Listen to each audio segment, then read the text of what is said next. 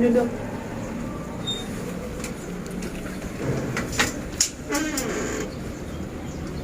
Selamat siang Ibu. Iya, Bu Bidan, siang. Jadi Ibu, perkenalkan saya dengan Bidan Vidya yang bertugas di klinik di siang hari ini. Sebelumnya bisa tahu nama Ibu? Oh iya Bu, nama saya Ibu Angel. Oh, usia berapa Bu? 28 tahun. Masih muda ya Bu. Jadi ada keluhan apa Bu Ibu datang sini atau ada yang Ibu rasakan? Iya Bu, begini saya kan. Boleh dilepas mungkin Bu. Oh iya ya. Begini Bu, saya mau konseling tentang KB yang saya gunakan selama ini. KB Ibu. Jadi ada apa dengan KB-nya mungkin? Kenapa sampai Ibu mau bertanya tentang KB? Ibu mau ganti atau bagaimana? Iya Bu, saya kan selama ini menggunakan KB suntik 3 bulan. Nah, gini Bu, haid saya selalu tidak teratur, kadang 3 bulan sekali, 2 bulan sekali, kadang tidak haid sama sekali Bu. Saya mau konsultasi, mungkin saya bisa mengganti dengan metode kontrasepsi yang lain. Mungkin ada arahan dari Bu Bidan begitu. Cuman itu Ibu keluhannya, tidak lancar atau ada yang Ibu rasakan yang lain? Ya, selama ini hanya itu sih keluhannya. Ya. Jadi Ibu 28 tahun ya. Jadi saya memang memiliki beberapa pilihan. Dia mungkin ada IUD, yang pertama ada implan juga, terus ada KB oral, itu pil KB. Mungkin Ibu bisa lihat dulu, ini ada leafletnya. Jadi kalau untuk usia Ibu ya, Ibu kan masih 28 tahun, Iya. masih muda. Ibu baru memiliki berapa anak? Baru 1 Bu. Satu. Iya. Nah, jadi kalau untuk saya sebenarnya menyarankan yang KB oral. Karena kalau untuk IUD implan, jadi yang pertama IUD itu dia bisa sampai 10 tahun dengan pemakaian di dalam rahim. Dan kalau untuk implan dia 3-5 tahun pemakaian dengan susuk di bawah kulit. Jadi kalau untuk Ibu masih punya momongan kan pasti Iya, baru satu. Jadi kalau untuk IUD dengan implan jangka waktunya terlalu lama kalau Ibu masih ingin memiliki anak. Jadi saya menyarankan KB, bisa Ibu lihat di situ, KB oral atau pil. Karena pemakaiannya juga gampang, bisa Ibu minum secara teratur di rumah. Mungkin ada yang ingin Ibu tanyakan mengenai alat kontrasepsi ini, metode ini. Di sini kan ditulis bagaimana cara kerja, tapi saya tidak mengerti maksud dari cara kerja ini. Mungkin bisa dijelaskan secara singkat oleh Bu Bidan. Bisa Ibu lihat di samping. Jadi metode ini bekerja dengan ketika Ibu meminum ini, dia akan bekerja untuk menekan terjadinya ovulasi, sehingga mencegah sel sperma untuk membuahi sel telur, sehingga Ibu tidak hamil. Dan KB ini sangat efektif apabila Ibu meminum ini secara teratur setiap hari pada jam yang sama. Untuk dia juga memiliki keuntungan dan kerugian, bisa Ibu lihat juga ada di situ. Ibu bilang tadi kan haid Ibu tidak teratur ya pakai KB suntik. Ya. Suntik berapa bulan? 3 bulan. 3 bulan. Nah, tapi kalau untuk KB oral ini, pil KB ini malah dia membuat haid lebih teratur, ringan dan tidak terlalu nyeri.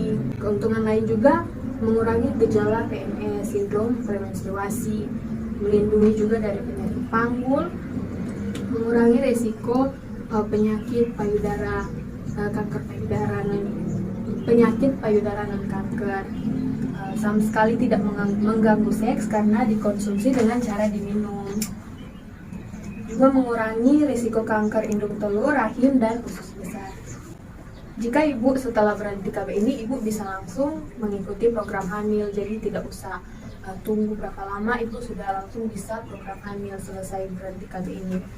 Cuman Ibu sebelum Ibu memutuskan mau pakai ini atau tidak, ini juga ada kerugian, nanti Ibu pertimbangkan.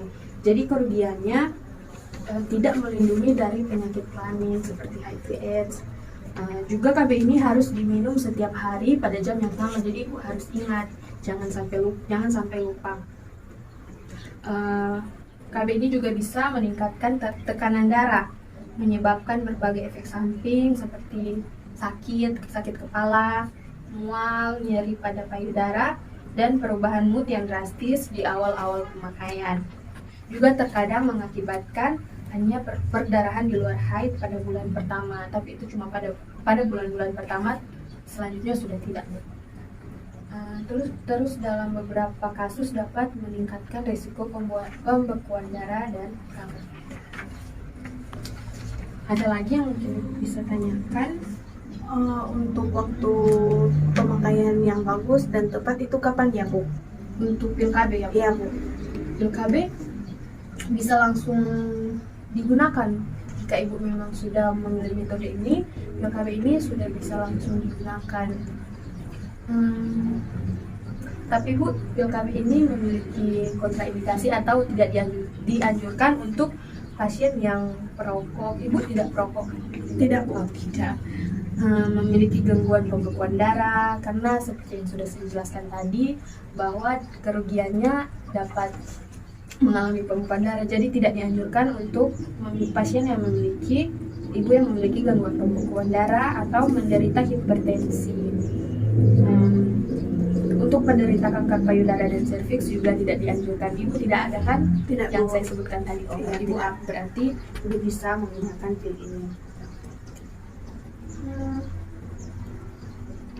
Nah, jadi dari penjelasan saya, apakah ibu mau untuk pil oral ini atau sebelumnya Bu, setelah saya mengkonsumsi obat KB ini, terus kalau saya mau berhubungan mungkin ada jangka waktu begitu Bu, atau bagaimana?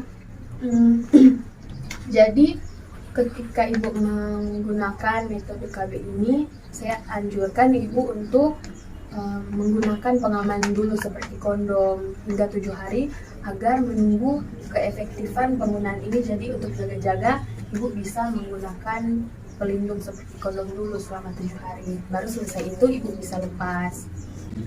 Jadi ibu, dari yang saya jelaskan tadi, apakah masih ada yang ibu ingin tanyakan, masih ada yang kurang jelas, atau ibu sudah dapat menerima dan sudah setuju untuk metode ini? Sejauh yang Ibu jelaskan, saya sudah mengerti dan saya sudah paham. Tetapi saya ingin konsultasi juga dengan suami saya demi kenyamanan kami berdua. Begitu Bu. Bisa Ibu, karena metode ini juga sangat praktis ya, cuma minum dan tidak mengganggu ketika ibu ingin berhubungan dengan suami ibu. Oh iya Bu, kalau begitu saya pamit dulu. Nanti kalau sudah konsultasi dengan suami saya kembali lagi ke sini. Baik Ibu, jadi sudah jelas ya, sudah dapat menjawab permasalahan ibu yang ibu katakan di awal tadi. Ya baik Bu, kalau ibu mau kembali bisa kapan saja, saya ada di sini.